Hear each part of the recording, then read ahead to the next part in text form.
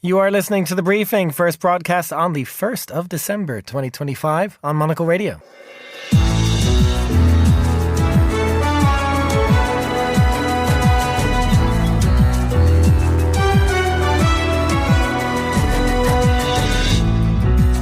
Hello and welcome to The Briefing, broadcasting live from Studio 1 here at Midori House in London. I'm Chris Chermak. Coming up on today's program, Ukraine's Volodymyr Zelensky meets Emmanuel Macron of France ahead of a crucial week of diplomacy to potentially end the war in Ukraine.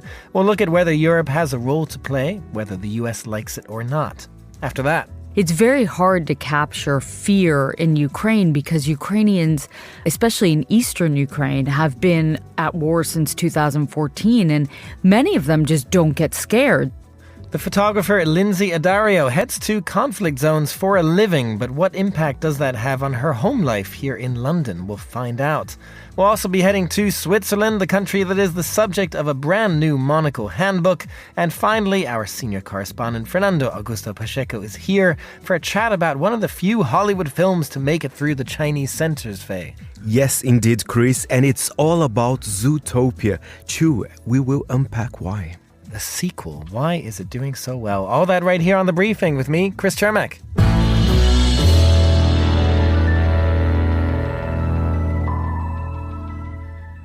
And a happy 1st of December to our listeners. Hope you're all getting ready for the holiday months. We're going to start, though, in Ukraine, because for much of the past few weeks, Europe has been trying to play catch-up with a U.S. plan for peace in Ukraine that largely excluded the continent's input, even as the terms of that peace will affect Europe more than any other continent. The ongoing effort to play a role in shaping Europe's future continues today with Emmanuel Macron hosting Ukraine's President Volodymyr Zelensky at the start of a week that could decide the future of this war. And here to tell us about it is Monocle's foreign editor, Alexis Self. Lex, good to have you here. Happy 1st of December. Good afternoon, Chris. Happy 1st of December. Your husky, December-y voice is putting me more in the Christmas mood, I must say. Doesn't that help? Yeah, that's exactly what I was going for. It's that little bit of a wintry, husky, croaky feel that some of us have. We want to get it out of the way now so that we're ready for the holidays. What about you? Have you had any croakiness yet? I've been in and out of croakiness, but right now I'm feeling clean and clear. Okay, well then, you're at a bit of a distance in the studio, which is helpful. But let's talk about Ukraine and this meeting in France, Lex. First of all, are we expecting anything concrete out of the meeting? I think at this stage, and this is the start of a very busy week of diplomacy when it comes to a potential peace deal. Obviously the EU defense ministers are meeting in Brussels today.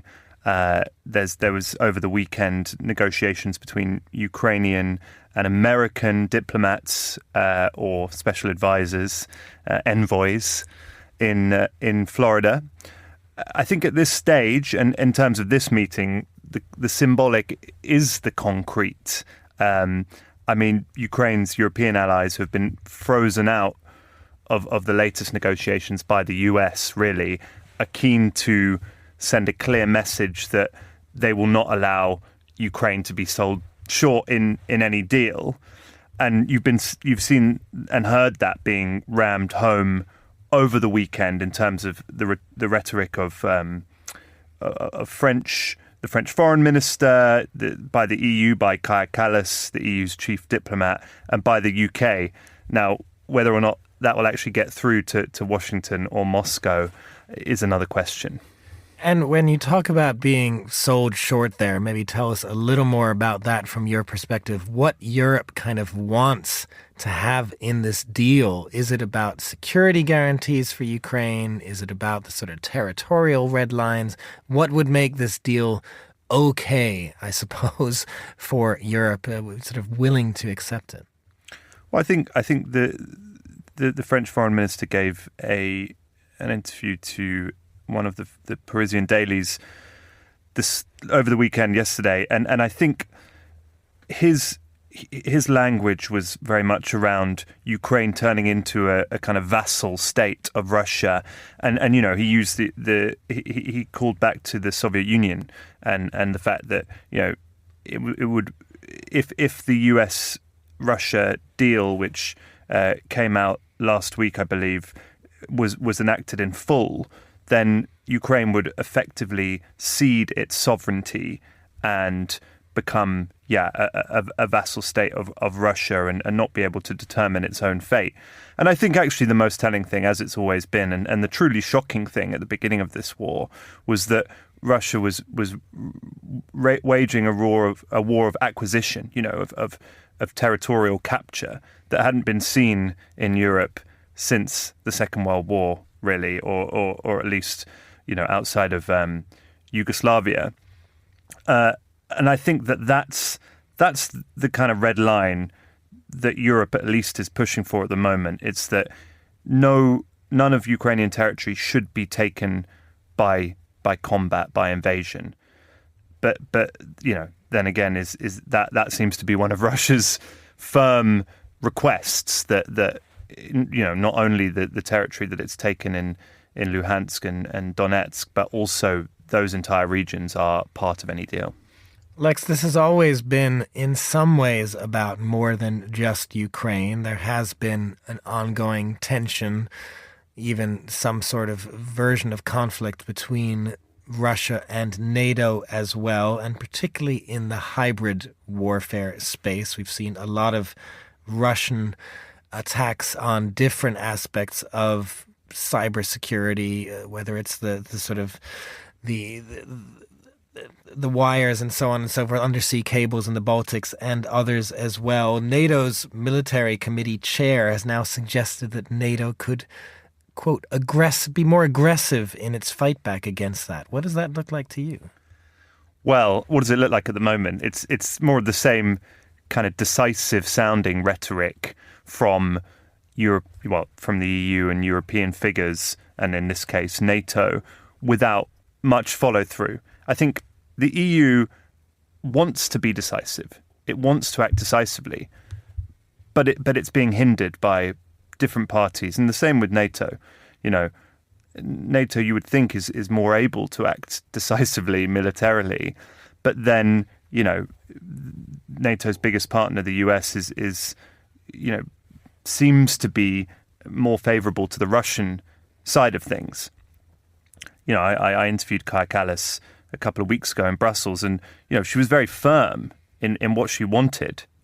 She wanted Russian assets used by the EU and Ukraine to fund Ukraine both militarily and in terms of rebuilding infrastructure. She wanted a more robust response to Russian hybrid aggression. But every time that we get close to one of these things happening, someone, in this case, in the case of the assets, the Belgian Prime Minister, whose country hosts most of these confiscated funds, comes out at the 11th hour and says, no, we can't do this. So I think most people would agree that there has to be some response. And, at the moment, it's the worst of both worlds because, when NATO or the EU or European countries individually respond to these hybrid attacks, as you said, flying drones into airspace, cutting undersea cables, unleashing cyber attacks on infrastructure, they're asymmetric in their nature. So Europe, NATO expends far more energy and resources in fighting them than Russia does in launching them. The most famous example of this was when Poland scrambled F-35s to shoot down Russian drones, at the cost of millions of euros. And these are weapons that cost a few thousand euros to mobilize. So if they were able to do something to fight lo-fi fire with lo-fi fire, as it were, you would immediately be expending fewer resources. You might be able to act more nimbly, be less reactive, and that might serve as more of a deterrent to future attacks because at the moment they keep coming and coming. Monocle's Alexis Self, our foreign editor. Thank you very much for joining us. And now here's Monica Lillis with the day's other news headlines. Thanks, Chris. Authorities in Hong Kong have arrested 13 people for suspected manslaughter following the city's deadliest fire in decades. The probe suggests substandard renovation materials made of bamboo scaffolding fueled a blaze at Wong Fu Court estate in the north of the city. More than 150 have been killed, with around 40 still missing. A Conservative candidate backed by Donald Trump held a narrow lead in Honduras's presidential election, according to preliminary results. Nasri Tito Asfura, a former construction magnate and mayor of the capital Tegucigalpa, held 40.6% of the vote as of late Sunday local time. If he wins a simple majority, Asfura will govern the nation until 2030. And Oxford University Press has named its word or phrase of the year as rage bait. The term is a noun which describes online content deliberately designed to elicit or outrage to boost traffic or engagement. According to analysis, use of the phrase has tripled in the past 12 months. Other shortlisted terms included aura farming and biohack. Those are the day's headlines. Back to you, Chris. Thanks very much, Monica. I guess clickbait's no longer enough. It's got to be rage bait these days. Now to the world of a conflict photographer and what they can teach us about love. Lynsey Addario has covered some of the biggest conflicts of the 21st century and captured some of the most iconic war photographs in the process. But there's a new documentary by Chai Vazarelli and Jimmy Chin, which looks at the journeys between putting her life in danger in battlegrounds and the intimacy of family life in her London home. Let's play a clip first of all. I'm a conflict photographer. Very few people understand why we do what we do. She'd go where most people wouldn't go in a million years and captures the human drama. There's a narrative that the profession has been dominated by men. Lynsey has a very distinct ability to make memorable images, but also to be able to go out and find the story. She's really good at that. The proof is in her pictures and that she's still alive. I want to have impact on policy and women's issues, but the best stories are in the most dangerous places. The trailer there for Love and War. Well, Monocle's Joanna Moser is here to tell us more about her interview with Lynsey, which we're going to hear in just a moment, Joanna. But good to have you, first of all. Happy 1st of December. Thank you, Chris. So tell us, first of all, maybe about her photography and what has caught you about that when you've looked at her. What can you describe about the photographs she takes? Any particular ones that have caught your eye that she's known for? Mm-hmm. Well, Chris, her photography is a lot of focused on the margins of the conflict. And for me, I think one of the photos that captured my attention has to be the photograph of the Ukrainian family that was killed as they tried to flee Irpin near Kyiv in March 2022. It ran on the front page of the New York Times, and I think it became one of the most defining images of the war. It definitely shaped, I think, how the West saw Vladimir Putin, because just before he said he was not going to shoot people in the so-called safety areas. And the dad of the family, it was a mother and 3 kids, was not there and found his family that was killed through her photo. And in the film, you see how hard it was for her to make that decision of publishing that photo.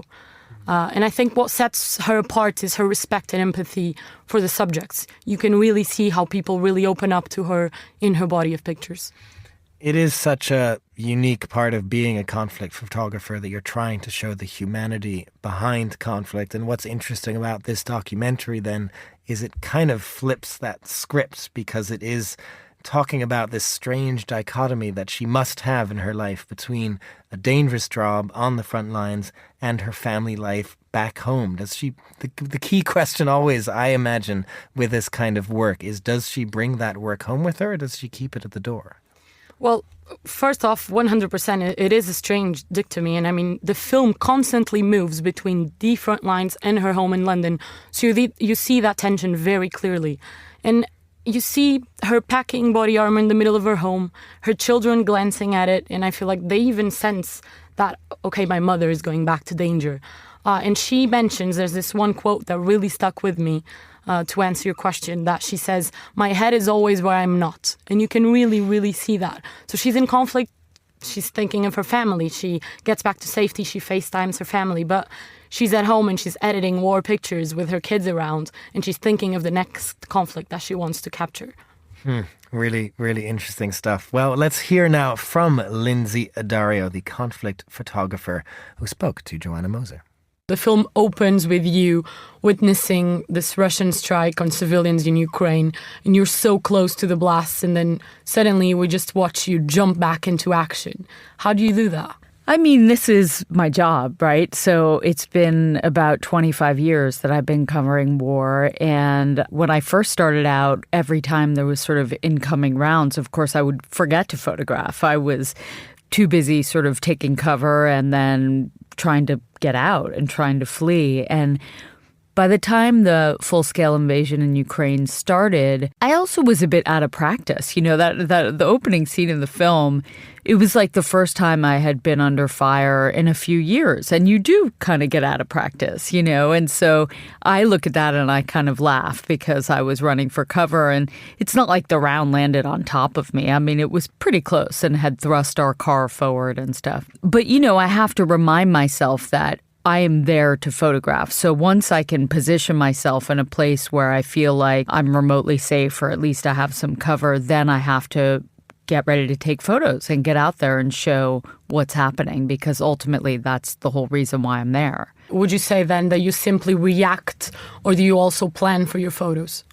Well, I think the thing about war is that it's so unpredictable. So I always have various scenarios in my head of what might happen. And then I know I have to react to whatever happens. But so much you can't plan for. You know, I'm always kind of looking for emotion and images that will encapsulate the story and what's happening around me. And so sometimes it's more evident, sometimes it's not. For example, when you talked about the opening scene in the movie, there wasn't that much visual because it's very hard to capture fear in Ukraine, because Ukrainians, especially in eastern Ukraine, have been at war since 2014, and many of them just don't get scared. They don't express fear. And so it's something that's very hard to document for an international audience. Have you always had a security advisor? No, I mean, that is something that's relatively new. When I first started out in 2001 and 2000, I was kind of on my own, and I was working with journalists, and we would make decisions kind of as a team. And if I was shooting on my own, I would just confer with whoever I was with, whether that be local Afghans or Iraqis or whoever I was with. And I think, you know, the security advisors, we started working with them in large part after I was kidnapped in Libya, and Anthony Shadid died in 2012 in Syria. Chris Hondros and Tim Hetherington were killed in 2011. So there was sort of a spate of not only deaths, but kidnappings that happened kind of around 2011, 12. So the New York Times started having us work with security advisors. And sometimes the chemistry is a bit tough. And sometimes we, as journalists and especially photographers, feel inhibited by having someone tell us where we can and can't go. But it is very helpful when we need sort of a second set of eyes, someone to bounce ideas off of, to, you know, obviously they're trained trauma medics. And so if anything happens, they're there. But also just to kind of navigate really scary situations. Love and War turns the lens, in this case, to you. How does it feel being the subject, and why now? I knew what I was getting into, obviously. I with my camera, walk into some of the most unbelievably intimate moments. It never actually ceases to amaze me what people open up to me.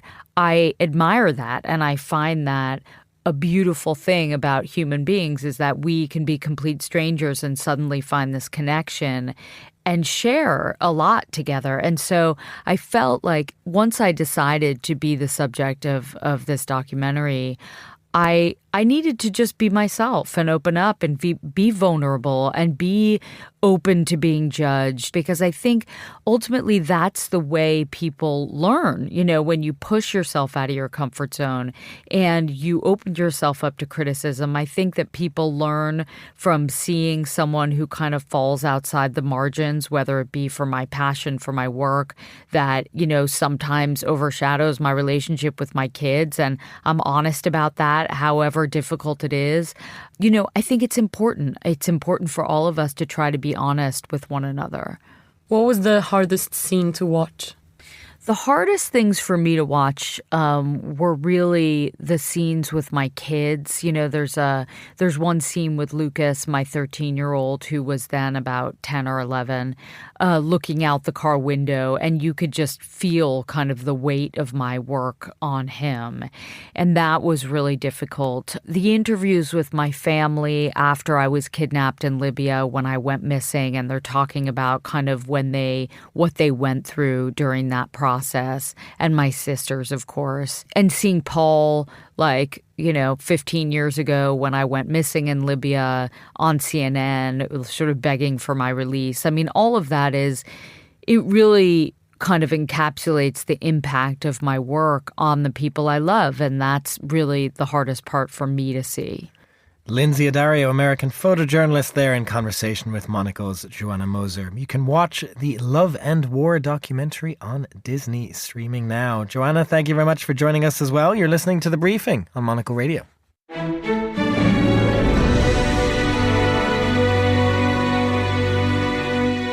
This is The Briefing. I'm Chris Chermak, and it's time now for some in-house news because we have a new book out this week, and it's in the form of one of our big country guides. The 5th book in our Handbook series turns to a place that Monocle knows extremely well, given it is also our headquarters, happens to be one of the most admired European nations for its on-time efficiency, mountains, chocolates, banks, much more besides that as well. If you haven't guessed it by now, we are talking about Switzerland, and I can't help you. But here to tell us more and help us out is Virginia McLeod, head of book publishing at Monocle. Virginia, good to have you. Thank you very much, Chris. Good to be here. How are you feeling? 1st of December, are we getting the holiday spirits? Are we enjoying the Monocle Christmas songs on the radio? 1,000,000%. It could not be a better day to launch our handbook on Switzerland. The 1st of December, the snow season, it's all happening. Season, all of that. Tell us about what it was like setting this one up, sort of preparing this book, because as I said, I think we do have quite a Swiss focus in Monocle for many years now. Did that add pressure? Did it make it easier? Because you had a whole kind of list of things to look at. Indeed. So pressure, I suppose, in the sense that, we knew we had to make this one good, no question. But at the same time, we have a special advantage in which we have an amazing network of colleagues and journalists and contacts in Switzerland, both in Switzerland and abroad, who are experts on Switzerland that we can draw on. So that's something that makes this book really special. So we can ask them for their recommendations. We then tally them all up. We land on the ground, check them all out. And hopefully the end product is a really special book with really special Monocle take on Switzerland. It is a Monocle take on Switzerland, and part of that Monocle take maybe on Switzerland is to focus on things that aren't just about the December month that we're entering into. We all know about the alpine charms of Switzerland, but I understand in this book you looked also at things for non-skiers. Exactly. So Switzerland really is an all-round, all-year country. I think it's very famous for its alpine peaks and its skiing and its kind of winter sports. But the book does tell you a lot about what you can do in any season of the year. I was kind of amazed and excited about how much swimming there is to be done in Switzerland, which is a country without a coastline. No, but this is something that I know our own Tyler Brûlé will focus on a lot, the baddies as they're called. So there is a strong swimming culture. Exactly. So the baddies, the swimming baths on rivers, on lakes, and some of them have been there for a long time. They're very kind of historical institutions and incredibly popular with locals and travellers.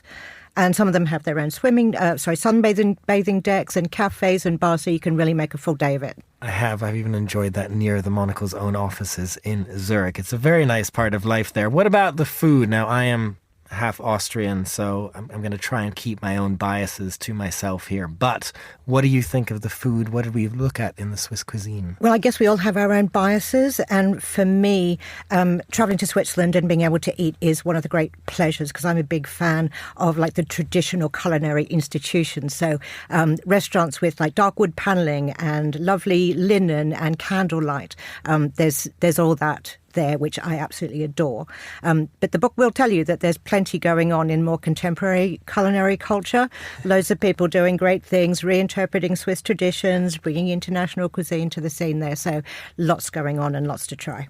And then you also look at the manufacturing side of things, because this is something that Switzerland is known for as well. I guess the stereotype is the watches and the chocolates. That's what people know, even going back to, what was it, the third man that talked about, making the cuckoo clock was the only thing that the Swiss do.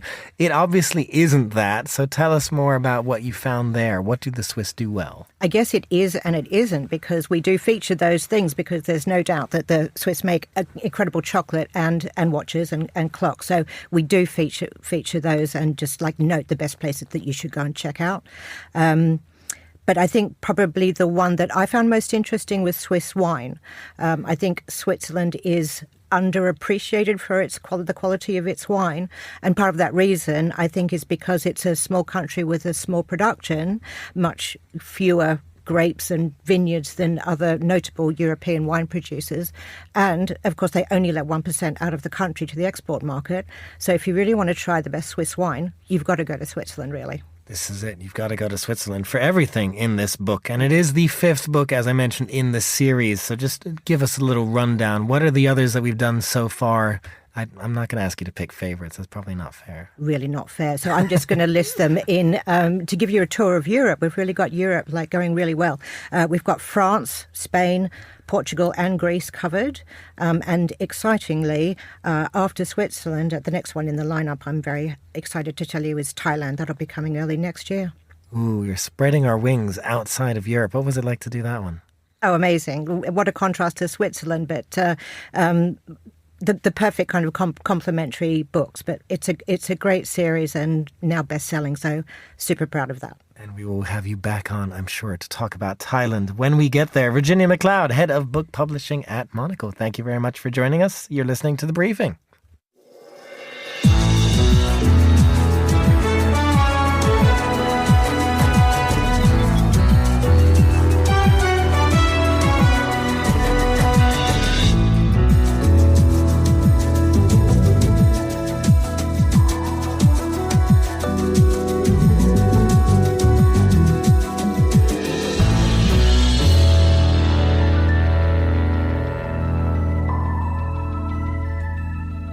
And finally, on today's show, is Hollywood back in China? That is the question, as the animated film Zootopia 2 is in cinemas.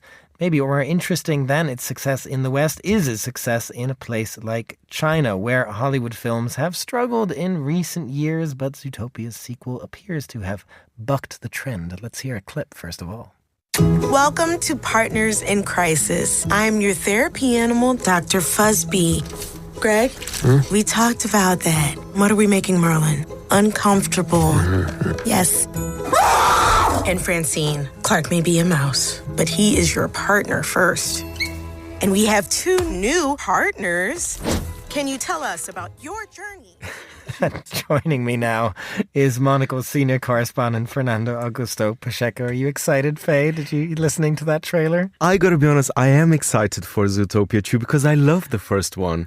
And I'm not an animation guy, so, they really worked hard, those talking animals. And I think the Chinese would agree with me as well. They would. Well, tell us about that, because clearly it is very successful in China. How successful are we talking? First of all, some background. In the 2010s, I think Hollywood films, they were doing so well in China. And actually, the studios, they were counting with those numbers, the box office numbers. But I think in recent years, China started to curb, the number of US films released in the country. But not only that, I think they had a change of taste as well. Before, honestly, any generic blockbuster would be released in China have good numbers. I think the Chinese became a bit more selective, and I think they had their very own blockbusters. Just look at the number 1 film this year so far, which is a Chinese animation, Naza 2. So they have more options for themselves. So it's been a bit difficult for Hollywood, I have to say, in recent years. But Zootopia 2 is changing all of that. Well, they do have options, and they've been playing up their own cinema, as you say. But tell us what it is for you about Zootopia compared to some of the others. Because as you say, some of the others haven't done so well. One, Superman, comes to mind for me as one they'd hoped would have done very well, used to, but these days with kind of US-China tensions maybe, didn't do as well. What was it about Zootopia? Was it the subject matter? Perhaps we can start with the subject matter. I mean, I know it's kind of a bit of a cliche to say, but the film does talk about personal resilience and societal harmony.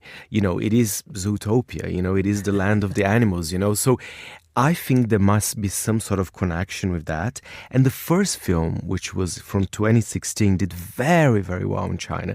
So I think there's a little bit of an element of nostalgia. I think even in Shanghai Disneyland, they have an attraction for Zootopia. I'm not sure if they have that same attraction in other Disneys around the world. And I think clever partnerships. We like some clever partnerships. So Disney, for example, partnered with China Eastern Airlines. There's been some Zootopia 2 themed planes as well. So I think there's been a very strong investment on that as well. But yeah, I think the nostalgia. And I didn't mention the numbers. I mean, this is the highest global animated opening of all time. It's $556 million, and a good percentage of that came from China. So, you know, this is huge numbers. I have here as well the second best non-local opening of all time. I think it's just behind Avengers Endgame. So we're talking big numbers here. Big numbers in China, which explains the heavy marketing as well, because if you have an opportunity, presumably you're going to use it if you are Hollywood. But that is also then the question, isn't it? Was this one film that was let in that was going to do big, that they're marketing heavily? Or is there a shift here in the trend? Is China considering falling in love with Hollywood again? You know when we're going to find out this? When the new Avatar comes out later this year, because basically China loves the Avatar films. So I think if this new one does well in China, then I genuinely think we can see a trend. I think Zootopia 2 is this kind of wonder at the box office. But if Avatar does well, I predict a good year for Hollywood in China next year. Just finally, Fernando, we have to go back to Zootopia because I understand you've been analysing the animal sounds that go into this, because every country has its own animal sounds. What has struck you there? What was your favourite? What do they say in Brazil? You know, a bit of a silly talk, but yeah, it's funny. I was just saying that, for example, in Brazil, our dogs, they don't say woof, woof. You know, we say ow, ow, which I think is cuter, perhaps, right? But you know, I'm not going to do an impression of a rabbit and a fox, which are the main characters of Zootopia as well. Actually, a snake is quite an important character as well, but I can't reveal too much because can't reveal too much. The snake's a mysterious character. That's a shame. I did want to give you one German one that I like in particular. What a pig, the sound of a pig. What do you think that is? Oink oink in English? Oink oink. We say in German much better. Grunz grunz. Grunz grunz. Oh my God, that's very guttural. Yeah, but that's what a pig is, isn't it? Grunz grunz. I think I prefer the cute oink oink, but you know, it's quite cute as well. Each to their own. I love talking animals as well, you know, Chris. I think it's very cute. It's very good to have you here for that. Monocle's senior correspondent, Fernando Augusto Pacheco, thank you for joining us. That's all the time we have for this edition of The Briefing. It was produced by Hassan Anderson. Our researcher was Joanna Moser, and our studio manager was Elliot Greenfield. The Briefing is back tomorrow at the same time. I'm Chris Termack. Goodbye, and thanks for listening.